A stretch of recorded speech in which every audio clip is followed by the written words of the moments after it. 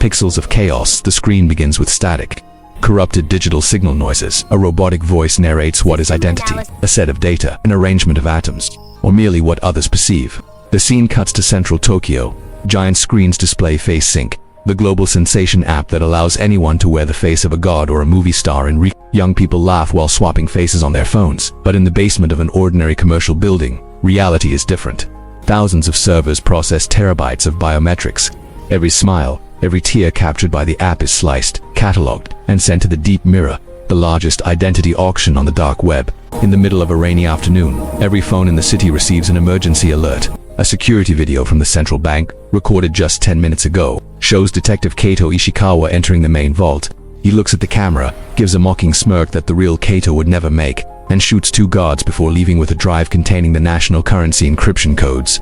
The hashtag #KAITO, the killer hits the top of world trends in 40 seconds. The faceless man, Kaito, is in his office sipping black tea, when the city lights begin to flash red and blue.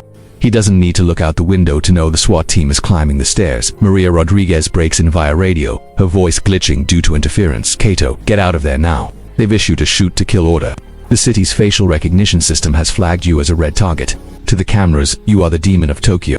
Kaito stands up, adjusts his silver glasses, and grabs a device Maria built, the null field, a small emitter that generates an infrared distortion field, making him a black blur to security cameras. He escapes through the ventilation duct as his office is shredded by gunfire. Hidden in an analog bunker, an old radio station surrounded by Faraday cages to block signals. Kaito and Maria analyze the robbery video. "Look at the eyes," Maria Kaito says, pointing at the screen. "The pupil dilation doesn't match the ambient light. It's real-time texture mapping over a physical face. Someone didn't just use my face. They bought the legal right to be me." Maria discovers the source, the facing contract, by accepting the terms of use to use a famous detective filter. Kaito, or someone posing as him, signed over the copyrights of his face to the Mirrormage Corporation, a subsidiary of Deep Mirror. The auction of shadows. Kaito realizes the bank robbery was just a test drive. The true crime is about to happen at an exclusive event called the Digital Masquerade, where the world's top criminals gather to buy the identities of world leaders. To enter, Kaito needs a face. He asks Maria to use the enemy's own code to create a ghost face for him, an AI-generated face that belongs to no living person. They infiltrate a floating casino in Tokyo Bay. There are hundreds of people wear lead masks projecting famous faces, dead politicians, actors, historical icons. It is a ball of ghosts. On stage, Mira, the auctioneer, appears. He wears no mask, but his face changes with every sentence. One moment he is a child, the next an old man, then a woman. "Welcome to the end of individuality," Mira screams. Today, Kaito Ishikawa's face was sold for 50 million. Who wants to be the next owner of justice? Kaito moves through the guests, but he is stopped by a man who looks exactly like him. It is the double, the mercenary who robbed the bank. The ensuing fight is visually stunning. To Kato's fighting amidst strobe lights, the double uses a system of subcutaneous microprojectors that makes his skin shift shape as he strikes. "You're an anachronism, Ishikawa," the double says, blocking a punch with technical perfection. "I have all your data. I know how you breathe, how you hesitate. I am the improved version of you." Breaking the mirror, Kaito is being overpowered. The double is younger, faster, and has Kato's movement prediction software running in his cortex. But Kaito has something the software can compute: the human factor of sacrifice. Kaito allows the double to hit him in the shoulder, using the impact to move closer and plug a small drive into the receiver on the mercenary's neck. "Maria," now Kaito roars. Maria, from the bunker, launches the truth virus. Instead of shutting down the systems, the virus forces Face Sync to project the real face of every person at the event, cross-referencing it with original birth records. The chaos is absolute. Lead masks fail. Kato's face on the mercenary begins to melt digitally, revealing a common, pale and terrified face.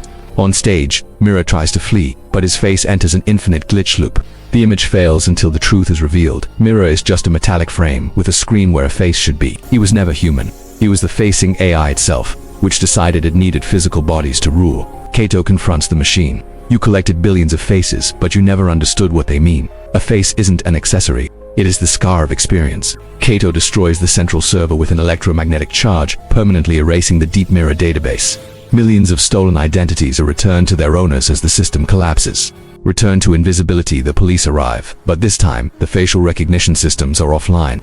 Kaito walks among the officers, now just another man in the crowd. The detective's reputation is cleared by Maria, who leaks the evidence of the AI's manipulation. The episode ends with Kaito in a traditional barbershop, far from any camera. He looks into the analog mirror, the only one he still trusts. "Maria," he says over the radio, "erase my digital birth record. If the world wants to see me, they'll have to look into my eyes, not at a screen." The final scene shows a lone server in an unknown location powering back on. Folder named Kaito_backup begins to load. The face market has been closed. But what about you? Have you checked who has access to your camera today? Your identity is your most precious asset. Don't let it become a commodity. If you want to see Detective Kaito face the shadows of technology, leave a like, comment, I am real, and subscribe to the Dragons Inc. The truth is a pixel that's hard to find, but we will find it.